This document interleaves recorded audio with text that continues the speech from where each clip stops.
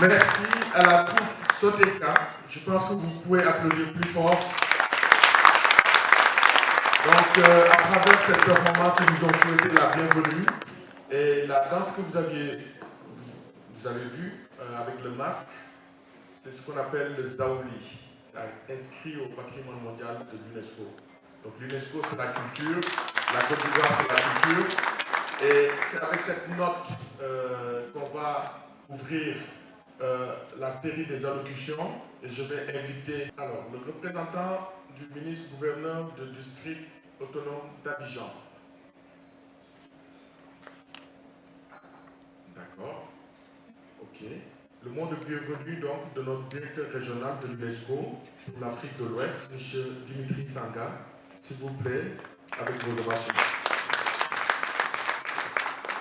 Monsieur le chef de bureau et maître des cérémonies, merci beaucoup pour cette opportunité de m'adresser à cet assistant.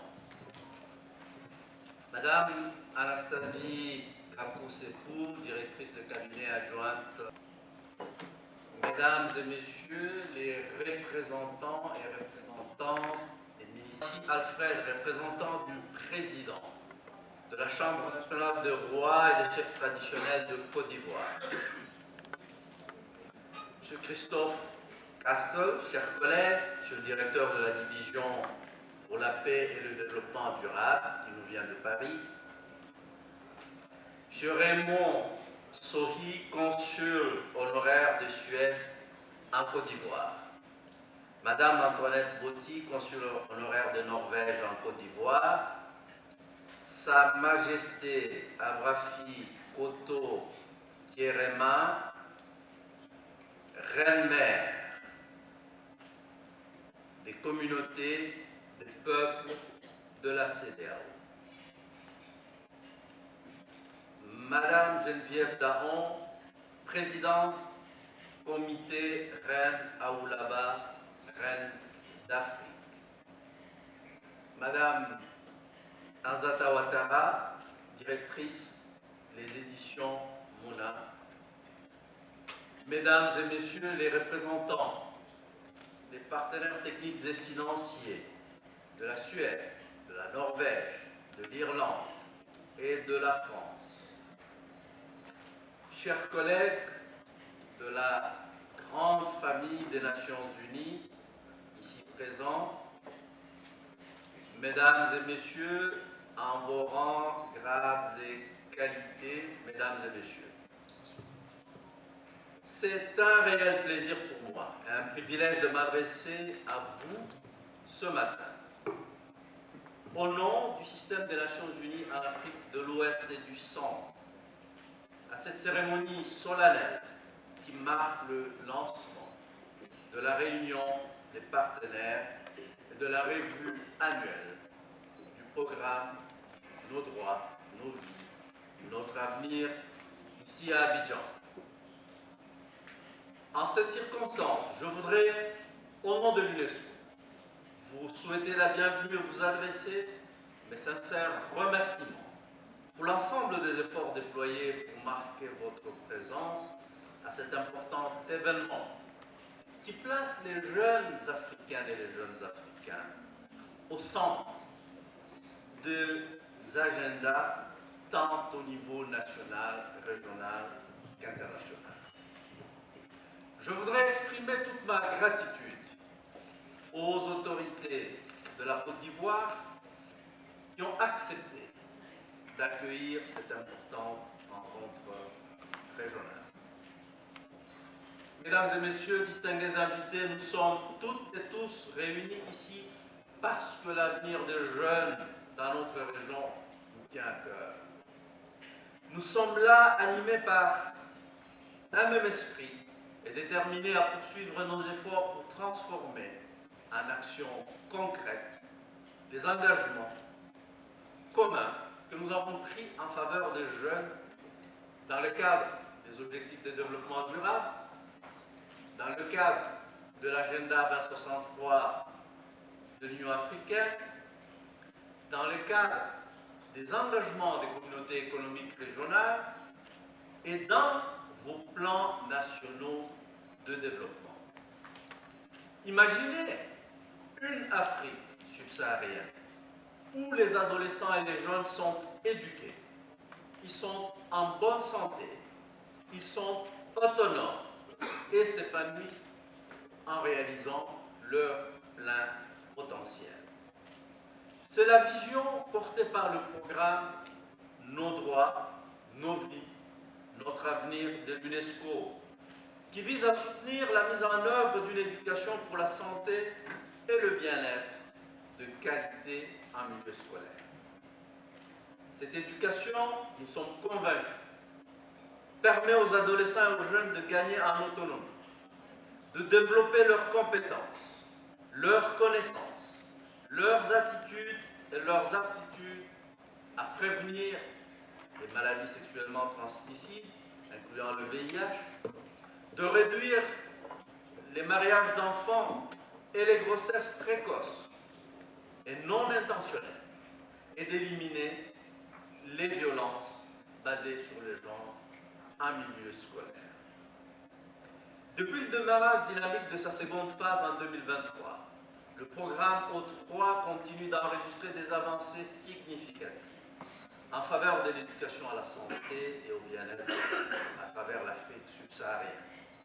Cette revue annuelle, couplée à la rencontre de partenaires que nous sommes, est l'occasion d'évaluer ensemble la première année de mise en œuvre complète. Nous allons donc nous atteler à passer en revue les principales étapes, les réussites en 2024. Nous allons analyser les défis, les leçons apprises, ainsi que les stratégies d'adaptation pour améliorer l'opérationnalisation de ce programme dans notre région. Et finalement, nous allons renforcer l'engagement continu et l'adhésion des différentes parties prenantes à ce programme. Madame la directrice de cabinet, honorables invités, 2024 a été marqué par la première année civile complète de mise en œuvre de la seconde phase du programme O3 dans plusieurs pays ici présents. Ils sont tous ici présents, de l'Afrique de l'Ouest, du centre, de l'Afrique australe, de l'Afrique de l'Est. Cette avancée a été rendue possible grâce au soutien généreux et continu de l'Agence suédoise de coopération internationale pour le développement, des gouvernements de la France et de l'Irlande, ainsi que de l'Agence norvégienne de coopération au développement. Cet engagement des partenaires financiers permet de maintenir une mise en œuvre soutenue en cette période de raréfaction de ressources financières. Des financements supplémentaires ont été reçus en 2024 pour accélérer l'exécution des activités du programme dans plusieurs pays à travers des accords bilatéraux signés par l'Agence suédoise de coopération internationale pour le développement et le ministère norvégien des Affaires étrangères. En outre, 25 de 35 pays du programme O3 ont reçu des fonds de l'ONU-SIDA pour renforcer la lutte contre le SIDA dans notre région. Au nom de l'UNESCO, j'exprime donc ma gratitude aux nombreux partenaires qui ont collaboré étroitement pour soutenir ce programme O3. Je remercie chaleureusement l'ensemble des partenaires pour leur engagement dans ce partenariat en faveur des adolescents et des jeunes de notre région. Depuis son lancement, c'est plus de 570 000 enseignants qui ont été formés en formation initiale et continue et qui ont bénéficié d'une formation spécialisée. Conçu pour et avec les communautés, le programme O3 a également mobilisé plus de 42 millions de membres des communautés en faveur du maintien des filles à l'école, afin de leur permettre de s'épanouir pleinement et de contribuer au développement de leur pays. Je formule tous mes vœux de succès pour nos travaux visant à promouvoir l'apprentissage de Sud-Sud entre les pays d'Afrique subsaharienne, s'appuie sur l'engagement des parents et des communautés en étroite collaboration avec les ministères de l'Éducation et de la Santé. Je vous remercie de votre attention. Merci beaucoup, Dimitri Sanga, directeur régional de l'UNESCO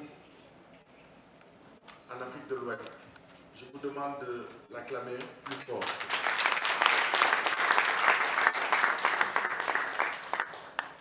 Nous allons maintenant passer à l'allocution de M. Chris Castel, qui est le directeur de la division qui s'occupe de ce programme au niveau du siège. Chris, vous avez la parole. Mon discours sera en anglais et en français, donc je vous prie de mettre les casques pour les traductions pour ceux qui... Merci Omar, Excellences, collègues, partenaires et amis.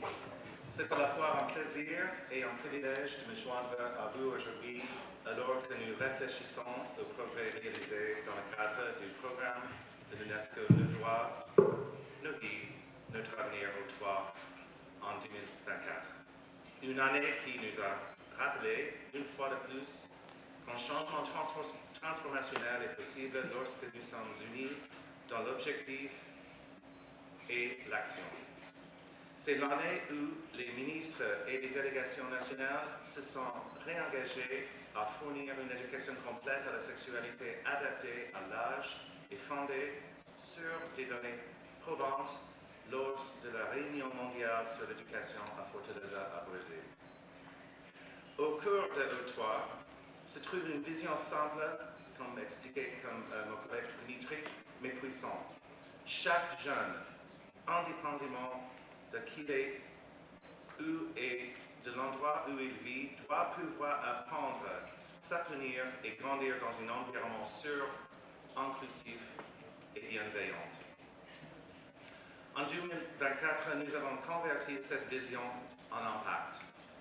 Nous avons vu les gouvernements prendre des mesures audacieuses pour intégrer l'éducation complète à la sexualité dans les stratégies nationales, non pas à titre accessoire, mais en tant que pilier central d'une éducation inclusive fondée sur les droits humains.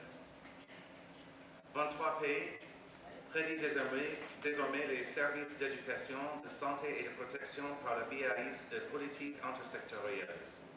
9 pays ont adopté des stratégies visant à renforcer le soutien du public à l'éducation scientifique et technologique en s'attaquant directement à l'opposition et de la désinformation. Plus de 91 enseignants en formation initiale et en cours d'emploi ont été formés et plus de 23 millions d'apprenants ont bénéficié d'une éducation de qualité en matière de ECS et de prévention de la violence à l'école. Pas mal. Et nous sommes allés plus loin. Nous avons réimaginé la manière dont nous formons les enseignants en testant un nouveau modèle en Eswatini ou Lesotho, ou Malawi et en Zambie, qui offre une alternative crédible au modèle traditionnel en cascade. Nous avons lancé des communautés d'apprentissage professionnel qui permettent aux enseignants de collaborer, d'innover et se développer. Et surtout, nous sommes restés ancrés dans les faits et la redevabilité. Aujourd'hui, 15 pays suivent l'évolution de l'ECS et de la violence à l'école par la biais du système national. 24 nouveaux documents ont enrichi le domaine d'idées et de conseils. Et le travail n'est pas arrêté à la porte de l'école. Nos efforts sont entendus aux communautés où plus de 1,1 million de personnes, des parents aux chefs traditionnels, ont participé en personne à la lutte contre la violence basée sur le genre, la grossesse précoce et non intentionnelle et les mariages d'enfants. Plus de 46 000 membres d'associations de parents d'élèves ont rejoint le mouvement, contribuant à faire des écoles non seulement des centres d'apprentissage, mais aussi des arbres de paix où l'on se soucie du bien-être et de la dignité d'enfants. L'innovation digitale a également renforcé notre portée avec des plateformes connectant de plus de 30 millions de jeunes à des informations, des outils et des réseaux essentiels à l'apprentissage et de la sécurité. Ces plateformes ne sont pas seulement des outils, elles sont des outils de suivi, en particulier dans les zones mal desservies. Elles ont également permis aux jeunes de gagner en autonomie. 900 000 d'entre eux ont participé activement à des campagnes sur la sécurité numérique.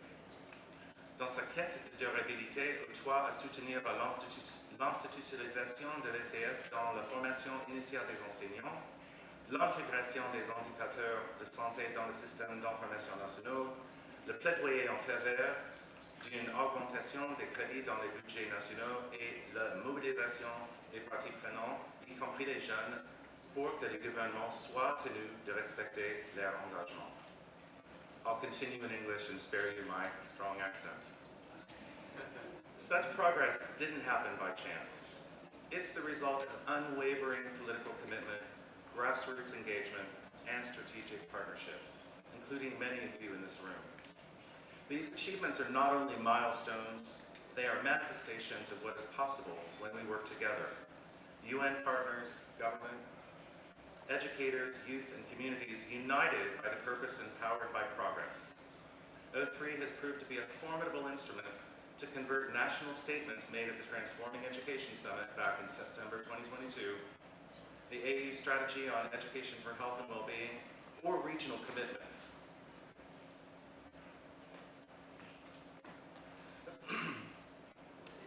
Into concrete actions and results. As we strive through 2025, the call is clear. Let us build on this momentum, scale what works, and innovate where needed. And continue listening to the voices of young people, because when they thrive, so do our societies. Thank you for your leadership, your partnership, your belief in the power of education to transform lives. Thank you.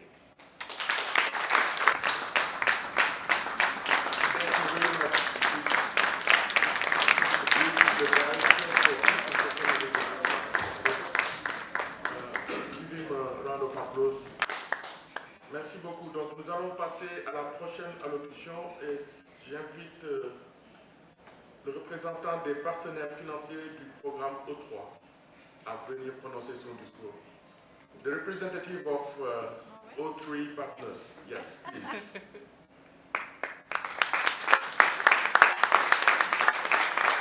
Hi everybody. I'm sorry I can't speak in French today. I will save you that horrible experience. But dear all partners, colleagues and friends, all protocol observed, I'm very pleased to be here at this annual review and partners meeting for the O3 program.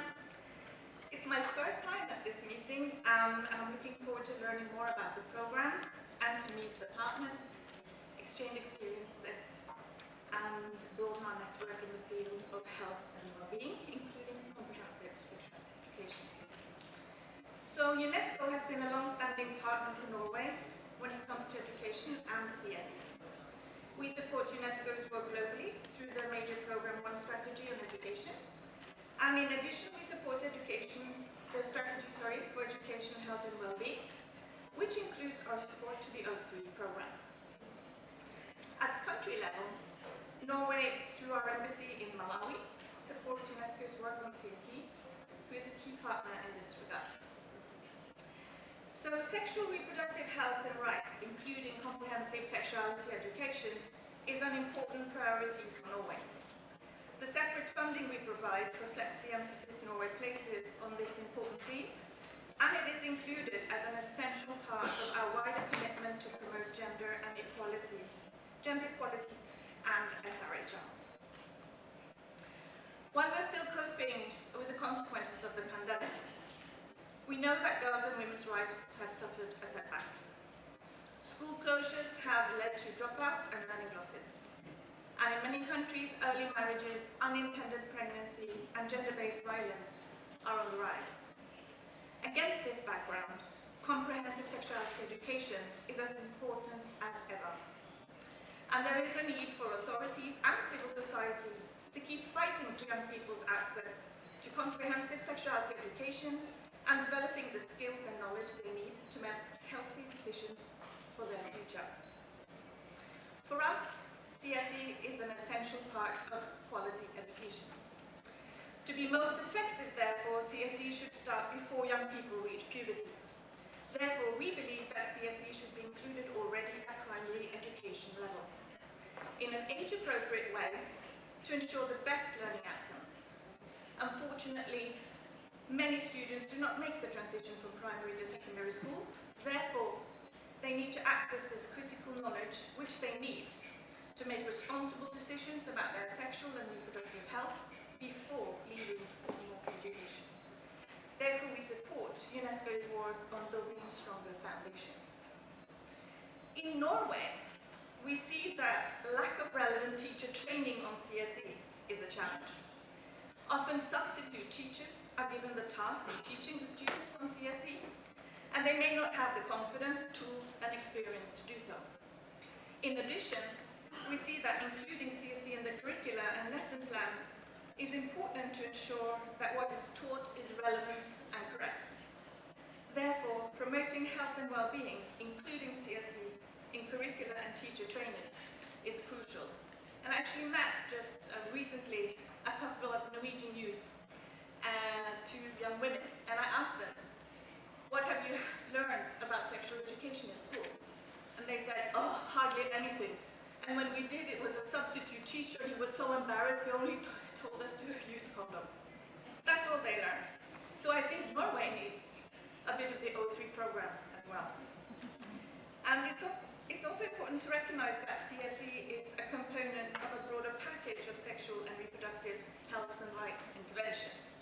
So it must be partnered with efforts to ensure ready access to a full range of services to improve health outcomes for adolescents and young people.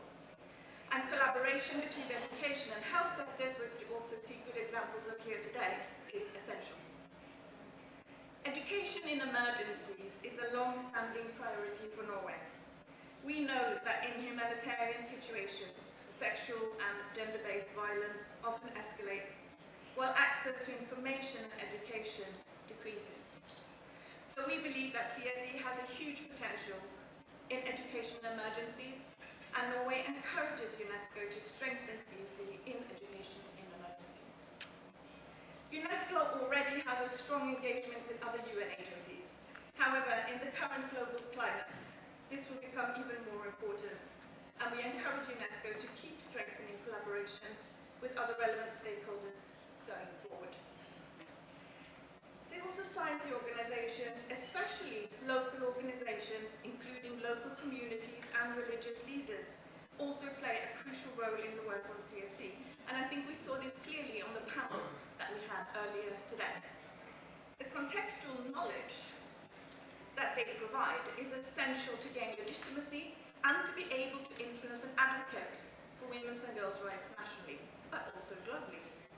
This is the type of partnership that we will encourage UNESCO to keep strengthening. Finally, we know that comprehensive sexuality education and life skills education can give children, adolescents and young people in all their diversity the knowledge and values they need to make positive decisions about their sexuality, relationships and futures. Therefore, Norway will continue to present a global and united message of support for CSE and life skills information and identify strategic opportunities for influencing policymakers and donors globally with the aim to ensuring CSE is part of policies, commitments and agreed language. Thank you. Merci.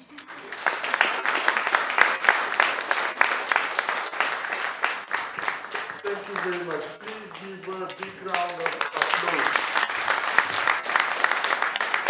We'd like to seize this opportunity to Je rêve de me d'être une grande. to thank our partners. On behalf of UNESCO, thank you to Norway, thank you to Sweden, and thank you to France for supporting this flagship program, which is very important for us and which is giving us key results and very big impact to populations.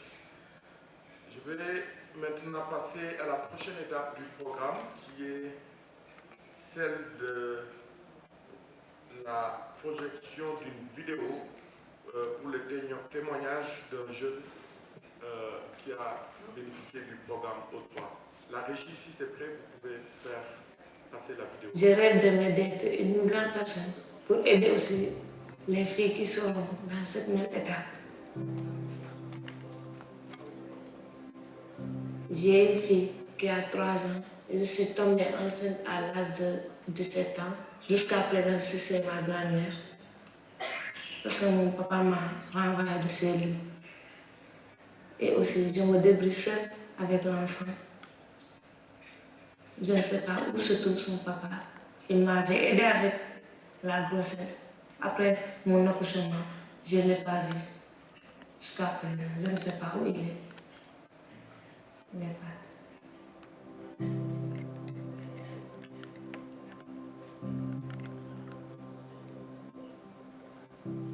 Je regrette très fort parce que quand j'étais enceinte, j'ai arrêté les études. Je ne peux pas étudier et amener ma fille aussi à l'école. Il faut que je travaille pour que je puisse amener ma fille à l'école. Mon papa, je pense qu'il m'a renvoyé parce qu'il est fâché de moi, parce qu'il rêvait que je continue mes études pour demain je puisse l'aider. Et moi, je suis tombée enceinte. Il était fâché. Mais après, il était revenu pour me dire de retourner.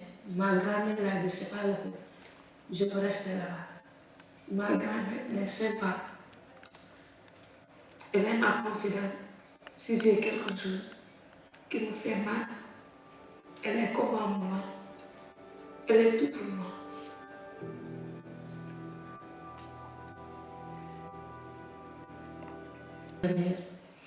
Si quand j'étais enfant, mes parents me parlaient de la sexualité, je ne dirais pas que je ne vais pas tomber enceinte, mais il y aura beaucoup de sens que je serai enceinte, mais pas à 17 ans.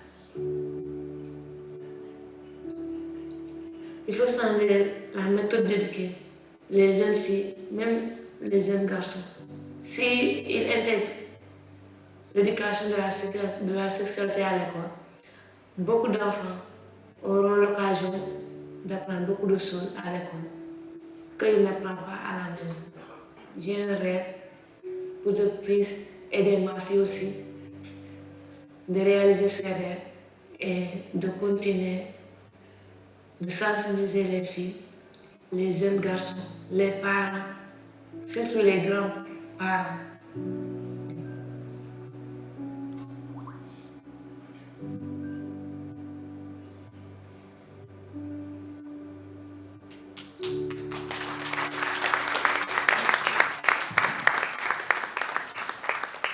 Merci beaucoup. Mesdames et messieurs, c'était la voix des jeunes et ça campe le décor sur l'utilité de ce programme et les activités qui sont menées à travers ce programme. Maintenant, j'aimerais qu'on acclame Madame Kakou Sekou, qui est directrice de cabinet représentante de professeur Maria Pikone, ministre de l'Éducation nationale et de l'alphabétisation, de prendre la parole et d'ouvrir les travaux. Merci. Majesté Afa Kouachi Alfred, représentant du président de la Chambre nationale des rois et chefs traditionnels de Côte d'Ivoire, Monsieur Dimitri Sanga, directeur régional du bureau régional multisectoriel de l'UNESCO pour l'Afrique de l'Ouest à Dakar, Mesdames et Messieurs les représentants des ministères partenaires, Mesdames et Messieurs les inspecteurs généraux, directeurs centraux du ministère de l'Éducation nationale et de l'alphabétisation de Côte d'Ivoire, Monsieur Christopher Castle, directeur de division pour la paix et le développement durable, Monsieur Raymond Soui, consul honoraire de Suède en Côte d'Ivoire, Madame Antoinette Botti, consul honoraire de Norvège en Côte d'Ivoire, Sa Majesté Abrafi Koto Kierema, reine-mère des communautés des peuples de la CEDEAO, Madame Geneviève Daron, présidente comité reine Aoulaba, reine d'Afrique, Madame Ouattara, directrice des éditions Mouna, Mesdames et Messieurs, les représentants des partenaires techniques et financiers de la Suède, Norvège, Irlande et France. Je voudrais, avant tout propos, vous présenter les sincères excuses et regrets du professeur Maria Pikone, ministre de l'Éducation nationale et de l'alphabétisation de Côte d'Ivoire, qui avait vraiment planifié cette activité, qui figurait donc en bonne place dans son agenda, et des contraintes incompréhensibles l'empêchent d'être avec nous. Elle m'a demandé de vous lire son allocution en son nom, et donc je vais vous lire ce qu'elle avait prévu vous dire ce matin. Mesdames et messieurs, l'honneur me revient en ce jour de vous saluer et de vous exprimer mon infinie gratitude. Vos présences distinguées à cette revue annuelle et cette réunion des partenaires du programme O3, Our Rights, Our Lives, Our Future, c'est-à-dire nos droits, nos vies, notre avenir de l'UNESCO. Merci aux initiateurs de cet important rendez-vous d'avoir choisi la Côte d'Ivoire pour abriter cet événement. Permettez-moi donc de saluer vos présences et merci à toutes les autorités, quelles qu'elles soient, qui nous font l'honneur de prendre part à cette cérémonie, démontrant ainsi tout l'intérêt que vous accordez au bien-être des jeunes. Je tiens également à souhaiter le traditionnel Akwaba, qui veut dire bienvenue, à chacune des personnalités venues de loin pour prendre part à ces assises. Merci également à tous nos partenaires techniques et financiers, aux représentants des agences du système des Nations Unies, à vous, les actrices et acteurs essentiels de ce programme ambitieux, pour votre engagement et initiative en faveur des jeunes et de leur développement. Je félicite les experts, le personnel de l'UNESCO, mobilisé dans 28 pays d'Afrique subsaharienne pour la mise en œuvre de ce programme qui est d'une importance stratégique pour l'avenir de nos adolescents, de nos adolescentes. Votre dévouement et votre expertise sont les piliers sur lesquels repose le succès de nos initiatives. Ensemble, nous avons la responsabilité de garantir à chaque jeune de nos pays un accès équitable à une éducation de qualité et inclusive afin que notre sous-région subsaharienne soit plus juste, plus résiliente et réconciliée avec elle-même. Mesdames et messieurs, notre système éducatif a connu ces dernières années d'importantes avancées, tant en matière de couverture scolaire que de réformes éducatives. Aujourd'hui, la Côte d'Ivoire peut se féliciter d'un taux brut de scolarisation au primaire avoisinant les 90% et de progrès notables dans la parité filles et garçons, même si des disparités continuent de subsister dans certaines zones rurales et défavorisées.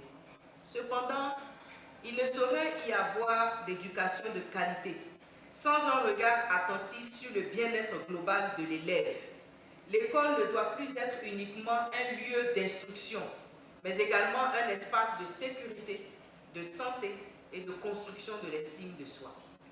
Malheureusement, les données récentes sur la santé et le bien-être de nos adolescents nous interpellent.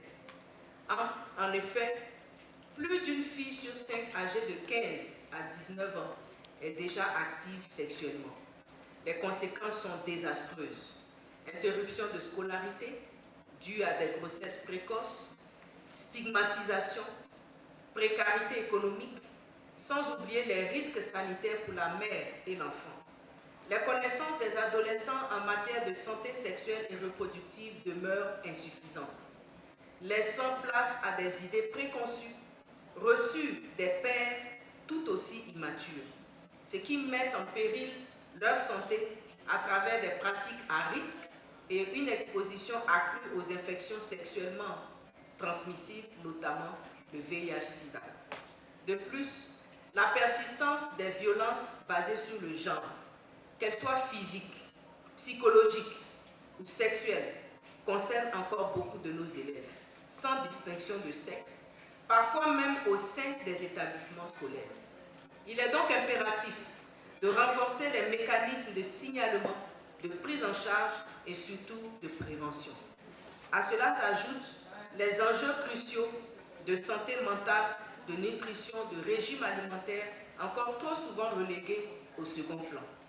Mesdames et messieurs, honorables invités, il nous revient de faire face à ces défis. Si nous voulons mettre à la disposition de nos pays un capital humain de qualité et en bonne santé, capable de soutenir leur croissance.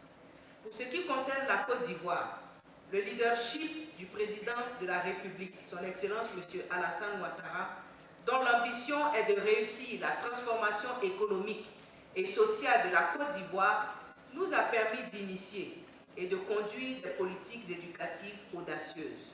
Ces politiques incluent le bien-être et la santé des jeunes apprenants.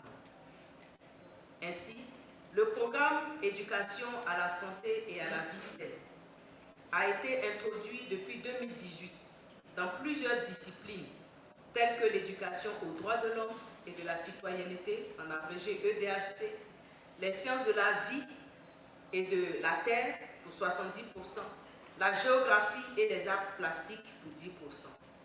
L'ESVS a été décliné dans tous les ordres d'enseignement de la maternelle, du primaire et du secondaire. Aujourd'hui, plus de 26 384 enseignants ont été formés avec l'appui technique et financier de l'UNESCO. Des millions d'élèves ont désormais accès à une information adaptée, scientifiquement correcte et respectueuse de leur dignité.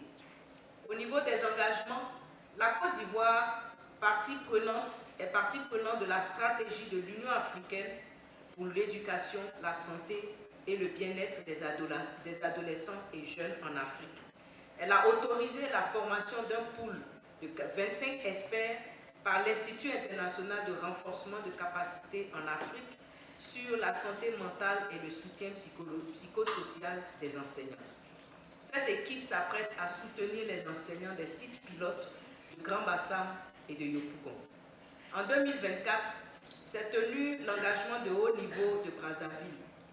La restitution qui en a été faite a enregistré la participation de 13 institutions de la République, à savoir l'Assemblée nationale, le Conseil économique et sociale, la primature, les ministères en charge de l'éducation, de la santé, de la femme, famille et enfants, de la jeunesse, de la sécurité, de la défense, la Chambre des rois et chefs traditionnels, l'Observatoire de l'équité du genre, le Conseil national des droits de l'homme, le médiateur de la République, le Conseil national des Jeux de Côte d'Ivoire.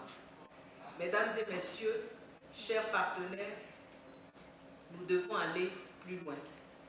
L'éducation à la santé et à la vie saine ne doit pas seulement être perçue comme un supplément, mais comme une composante essentielle d'une éducation de qualité. Il s'agira pour nous de former des jeunes responsables, capables de faire des choix éclairés, de se protéger, de préserver leur santé sexuelle et reproductive, de respecter l'autre, d'opérer des choix responsables et de contribuer ainsi à une société inclusive et équitable. C'est en cela que cette revue annuelle doit être plus qu'un cadre d'évaluation. Ce doit être un moment de prise de responsabilité collective. Pour sa part, le gouvernement ivoirien, avec à sa tête le Premier ministre Robert Begré-Mambé, s'est résolument engagé à mettre tout en œuvre pour créer les conditions idoines à l'épanouissement intégral de la jeune génération. C'est pourquoi je voudrais, en son nom, lancer cet appel. Ensemble, consolidons les acquis, identifions les défis, mutualisons nos expertises et renforçons notre engagement pour un avenir où chaque adolescent, ivoirien, africain, aura non seulement accès au savoir, mais aussi à la santé, à la protection et à l'espoir. Ensemble, faisons du programme O3 une réussite éclatante. Des partenaires du programme O3. Je vous remercie pour votre aimable attention. Ainsi conclut le discours de Madame le ministre.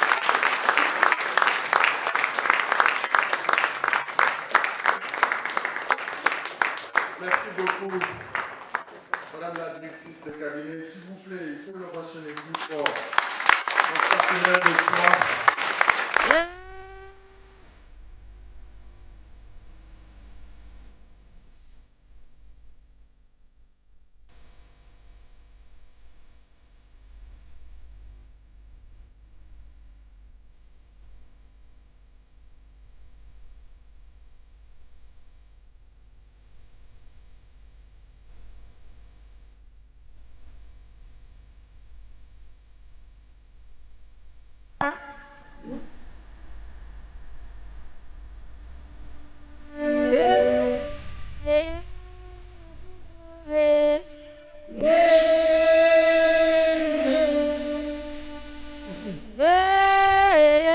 Train a